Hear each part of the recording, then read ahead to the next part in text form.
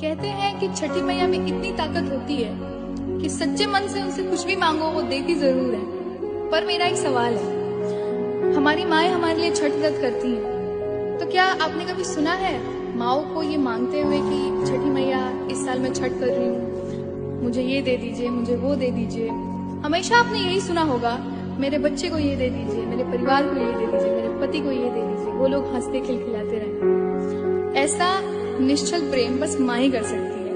वो क्या कहते हैं उसको, अनकंडीशनल लव। तो उसी अनकंडीशनल लव के लिए मैंने एक गीत लिखा है माँ के लिए।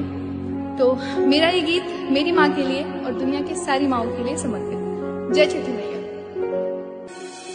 गावे में बड़ी मोरी मैया, छठी मैया तोहरे समान, छठी मैया तोहरे समान। करतारी छठी के बरतिया, मन सब विधि और विधान, मन सब विधि और विधान। फलवा दौरा से सजाविली, आज अपन